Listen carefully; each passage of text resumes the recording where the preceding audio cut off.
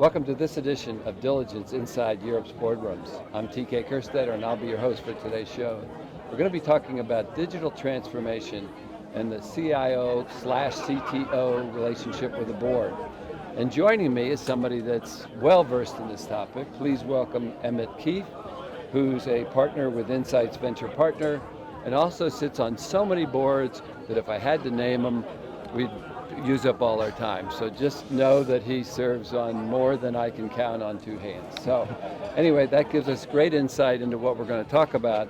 So let's start, Emmet, in these boards. I have to believe, since you lean towards the tech space very heavily, and most of these companies are tech type companies, that digital transformation is one of the main topics, and I know this is a world that you live and I'm sure help your boards. Absolutely. So there's been a lot of buzz around digital for the last really 10 years, and actually I started producing events on digital back in 2005, and they didn't call it digital then. Back then it was sort of post the internet, and then we went through mobile, but really it's been digital for the last 20 years. Having said that, the Global 2000 is in a really interesting spot right now. They're on this cliff looking into what I call the digital chasm, and they know they have to get across the chasm. I actually used this visual of Evel Knievel sitting in his rocket. You know, he was a crazy man and knew he wanted to get across that canyon. That's basically where Global 2000 companies are right now. They really haven't done much yet. A lot of the activity out there and marketing and messaging that we hear about, I call it digital theater. So the incubators, the ping pong tables, the beer fountains, a lot of the quote unquote innovation that we're hearing about is really digital theater. Largely these large companies are stuck. You know, they've got turnover that's massive and they can't really take their turnover backwards. They've got profitability that's huge, they can't cut profits. They have headcount, they have 10, 20, 50,000 people. So they're really in this really tough position where they want to innovate and they want to get across the chasm, but it's really challenging to do that. So largely that's where they are. They're contemplating it, and they know that 10 or 20 or 30 years down the road, if they don't fundamentally change their business, they're going to be gone. So if I'm a grocer, I know I need to look like Amazon. If I'm an automotive maker, I know I have to look like Uber. If I'm a hotel provider, I know I have to look like Airbnb. So they know they have to fundamentally transform, but they're stuck. Yeah. So one of the challenges I think that companies have, and particularly if they don't have somebody like you on the board, is IT leadership and the fear that they are going down a path that may not be the right path because they don't know the right questions to ask or they're not knowledgeable enough about it. What is your recommendation on those boards on how they should get their arms around IT leadership? So most of what we hear about is the tech. I call it digital delivery. And digital delivery is everything from agile, DevOps, cloud, it's data, it's AI, it's cybersecurity, it's blockchain, crypto, IoT. You know, we hear about many of these topics. These are all digital delivery related topics. So once I know what the big idea is, once I know how I want to transform, I use all those tools and technologies to transform. And you know, most global companies right now are going through major transformations around how they deliver because they have to. They have to get moving a lot faster.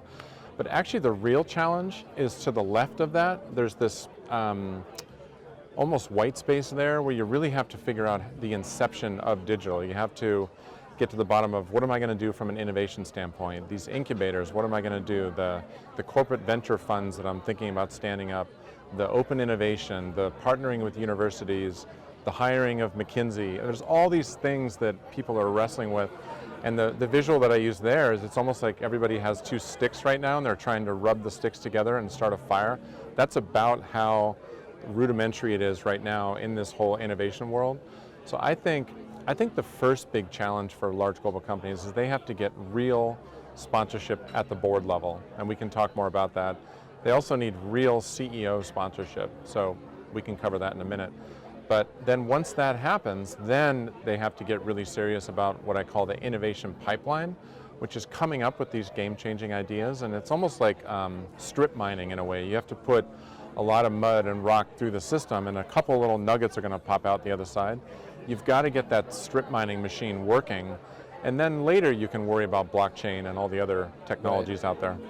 So, if this is a hypothetical question, but in the perfect world, what should that CIO, CTO / board relationship look like? If someone could sort of develop the perfect relationship. So I have a bit of a controversial viewpoint, and I think what I'm advocating is aggressive, let me just say that. But I think the board has to be willing to do whatever it takes.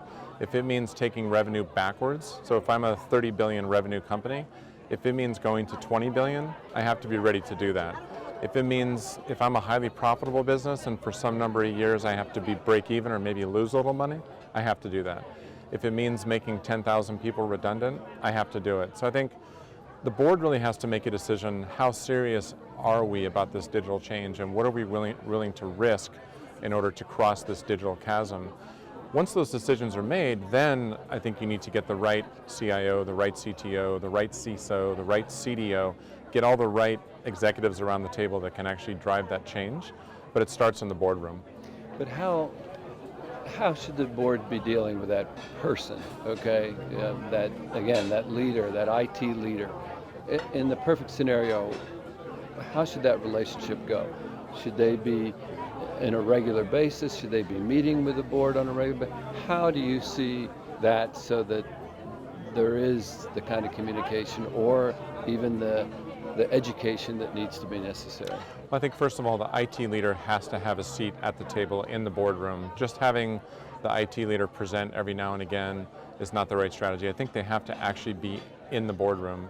We've had some debates at this conference in years past about the business strategy and the digital strategy. Are they two different things or are they one thing? And I think what we heard at past roundtables is that actually they're one and the same. They're sort of very tightly connected.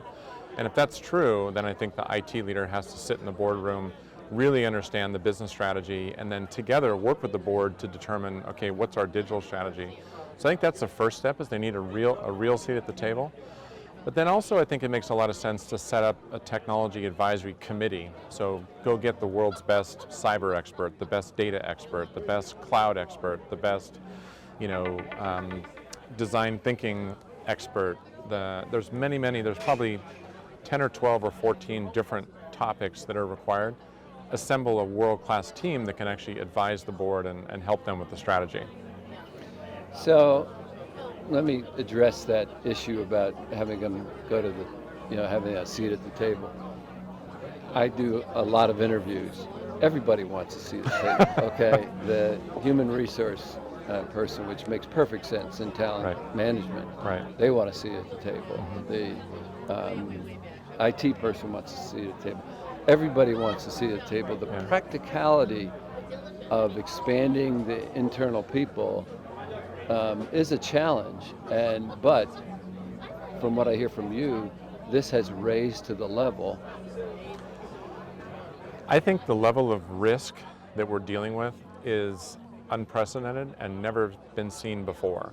The amount of digital risk that these companies are going to face in the next few decades, the amount of cyber risk that they're going to face, we have never ever seen that level of risk before. So I think if there's one person that needs to have a seat at the table, it's the person that really understands digital and really understands tech, who can work closely with the board to figure out how are we going to mitigate that risk and make sure we can transform this business. And the trick about transformation, I actually think it's time for us to retire that word, because really digital change is what we're talking about, and large organizations need to think about, do we want to be more efficient from a digital standpoint? Schindler Group, the maker of elevators and escalators, is really interesting. They had a very thoughtful and well-executed digital strategy, which was mostly about digital efficiency. They're still a maker of elevators and escalators in the end, right? Sometimes you really do have to change your business fundamentally. Sometimes you have to pivot into new markets, like what Goldman Sachs is doing with Marcus by Goldman. That's a major pivot for them into the retail industry. And then sometimes you have to just spin things out and really change fundamentally who you are and what you do for a living. So these are really tough topics that you've got to have the right person at the table. Well, that's exactly why I wanted you to be my guest, because they are topics that are very challenging, and we don't always get people that can sort of lay it out that good. So I want to thank you for taking the time Pleasure. and joining us. And that will conclude this edition of Inside Europe's Boardrooms. We hope you enjoyed the show. We'll be back again soon with another important topic that will help you be a better board member or committee member. So we'll see you then.